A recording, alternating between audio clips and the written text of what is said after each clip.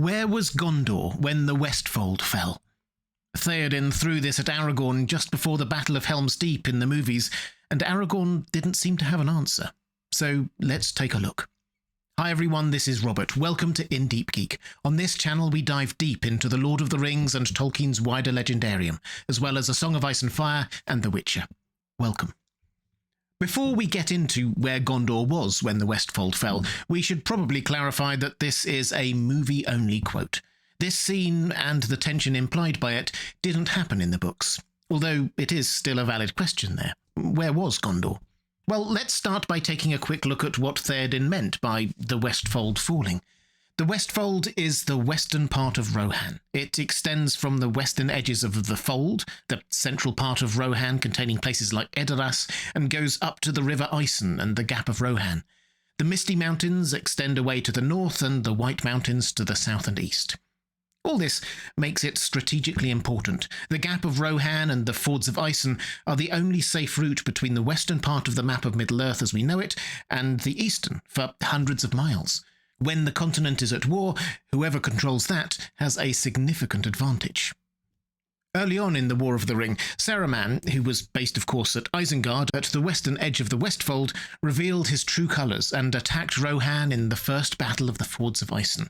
The first attack was largely just aimed at killing Prince Theodred and was successful on that limited objective, but was followed up a week later by another attack, the second battle of the Fords of Isen.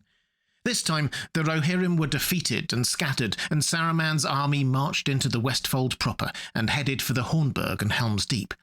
This defeat in the second battle of the Fords of Isen and subsequent invasion is presumably what Theoden was talking about when referring to the Westfold falling. Now, technically, Helm's Deep and the Hornburg are also in the Westfold, being the main defensive fortress there, so technically not all of the Westfold had fallen when Theoden had spoken, but I think we can go easy on him here. We know what he meant.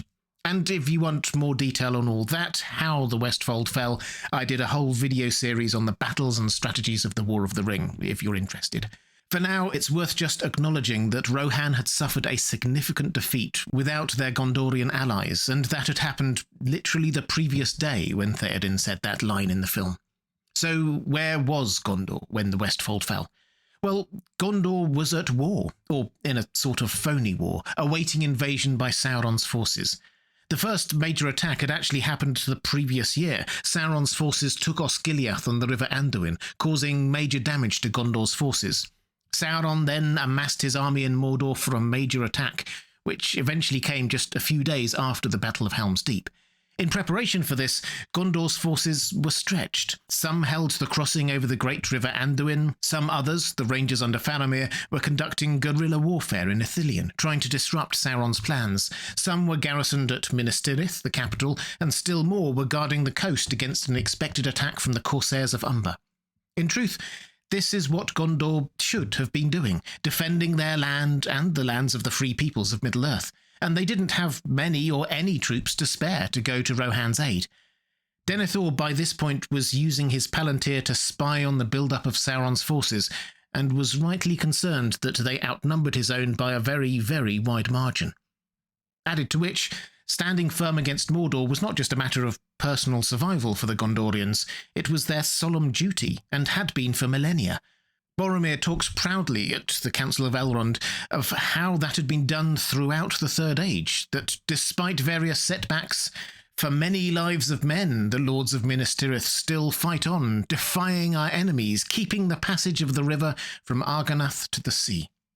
That was Gondor's role, and now they were about to face perhaps their sternest challenge ever from Mordor. Of course they were focused on that. Gondor wasn't just defending Gondor, they were also defending Rohan's eastern flank against Sauron's massive army. Given that, why might Theoden have expected aid? Well, there was a long-standing military alliance between the two nations. They had come to each other's aid several times during the 500 years since Rohan was founded, a gift from Steward Cirion of Gondor. And aiding each other was part of their founding oaths. Probably the most famous of those times was during the reign of King Helm Hammerhand of the Rohirrim. Gondor came to help during that legendary struggle against the Dunlendings. So Rohan would have been within their rights to expect Gondor to help when they came under attack. But crucially, Rohan didn't actually ask for help.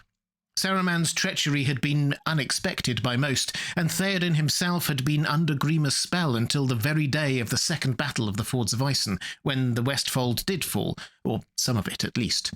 I suppose he could have asked for help at that point. You know that long line of signal beacons we saw in the movies? It was an epic moment. Gondor calls for aid. That wasn't just a one-way system.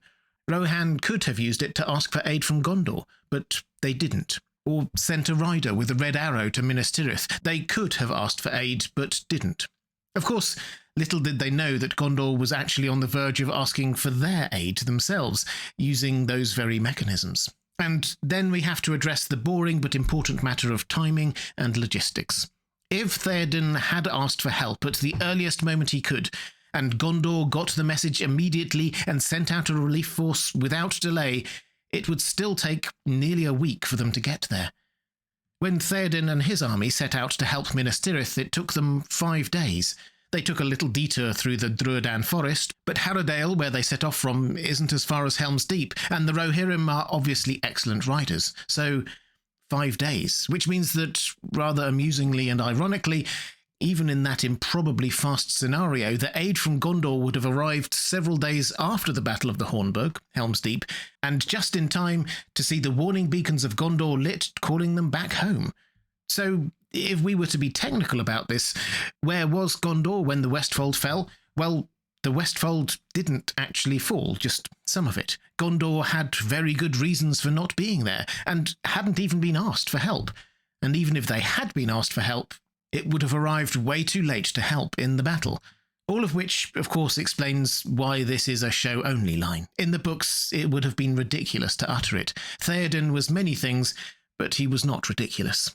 But let's give Theoden, movie Theoden, some credit here. He wasn't actually implying that Gondor should have been there in the films. He was simply pointing out that they weren't. The elves weren't there either, nor were the dwarves or anyone. Rohan stood alone, and would have to stand alone at Helm's Deep. And more broadly, Aragorn, movie Aragorn, is not being very helpful here. Theoden understands that his people face a tough, near-hopeless battle, and is trying to do his best. He strides around the defences, devising strategies and saying rousing words to his troops. Aragorn and co trail after him, telling him how hopeless it all is, and how they won't survive without aid. Theoden knows all this, and he knows that it is too late now to ask for help. Saruman's army would arrive within hours. His priority was rightly not to ask for aid that would be too late when it arrived, but to marshal the defences of Helm's Deep and rally the morale of his people. Theoden was right. Rohan was on its own. The elves may have turned up at Helm's Deep in the movie, but they definitely didn't in the books. Humanity stood alone, and that is where the story was headed. The fourth age of Middle-earth, after the end of The Lord of the Rings, was the dominion of man. The elves would depart Middle-earth, the dwarves delve deeper underground, and the other magical creatures fade from history. Where was Gondor when the Westfold fell? Defending the realms of the free peoples. Where was Rohan when Gondor was about to fall? Standing shoulder to shoulder with them. Whatever the movies may have tried to suggest, the alliance of Gondor and Rohan stayed strong. If you'd like to see more Lord of the Rings videos, please click on the link on the left of your screen. Or if you'd like to support the channel, thank you. There's a link to my Patreon page on the right of your screen. That's all for this time. Thanks for watching. I'll see you again soon.